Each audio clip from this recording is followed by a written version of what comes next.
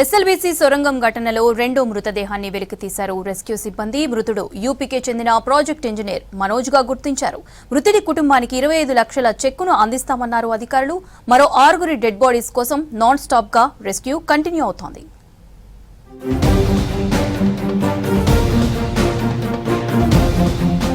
నాగర్ కర్నూల్ జిల్లా ఎస్ఎల్బీసీ ఘటనలో రెండో మృతదేహం లభ్యమైంది. టన్నెల్ లోపలి భాగంలో 13.5 కిలోమీటర్ల దగ్గర కన్వేయర్ బెల్ట్ డ్రమ్ కు 40 మీటర్ల దూరంలో ఈ డెడ్ బాడీ గుర్తించారు. మృతదేహం పూర్తిగా కుళ్లిపోయి ఉండటంతో వెలికితీసే సమయంలో ఆ ప్రదేశంలో భరించలేని దుర్వాసన నిండిపోయింది. మృతుడు ఉత్తరప్రదేశ్ రాష్ట్రానికి చెందిన ప్రాజెక్ట్ ఇంజనీర్ మనోజ్ గా గుర్తించారు. నాగర్ కర్నూల్ ప్రభుత్వ హాస్పిటల్లో పోస్ట్ మార్టం చేశారు. మృతుడి కుటుంబానికి రాష్ట్ర ప్రభుత్వం తరపున 25 లక్షల రూపాయల చెక్ ని అందిస్తామన్నారు అధికారులు. ఈరోజు రెండవ మృతదేహాన్ని కూడా మనము ఐడెంటిఫై చేయడం జరిగింది.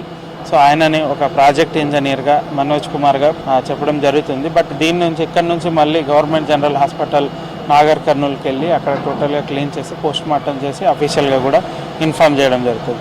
సో ఆనరబుల్ సీఎం గారు వాళ్ళ కుటుంబాలకి 25 lakhs ఎక్స్గ్రేషియా కూడా ఇవ్వమని జరిగింది. సో ఆ ఎక్స్గ్రేషియా కూడా ఇవ్వడం జరుగుతుంది. వాళ్ళ అడ్రస్ యూపీలో ఏదైతే అడ్రస్ ఉందో ఆ అడ్రస్కి మనము పంపించడం జరుగుతుంది.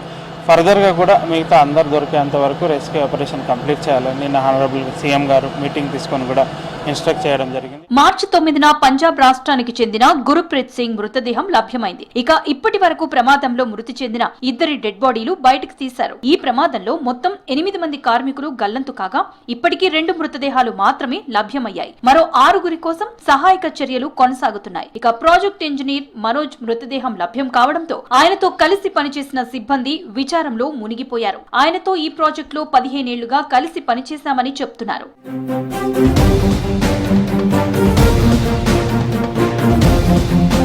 ఎస్ఎల్బీసీ టన్నెల్ ప్రమాదం జరిగి ఇవాళ్టికి 33 రోజులు పూర్తయ్యాయి. ప్రస్తుతం మరో 6 కార్మికుల కోసం టన్నెల్లో షిఫ్ట్ల వారీగా సహాయక చర్యలు కొనసాగిస్తున్నారు రెస్క్యూ సిబ్బంది. టన్నెల్లో మినీ జేసీబీతో శిథిలాలు, మట్టి, బురదను తొలగిస్తూ రెస్క్యూ కంటిన్యూ చేస్తున్నారు. మిగిలిన 6 మృతదేహాలు కూడా అదే ప్రదేశంలోనే ఉండే అవకాశం ఉంటుందని అనుమానిస్తున్నారు.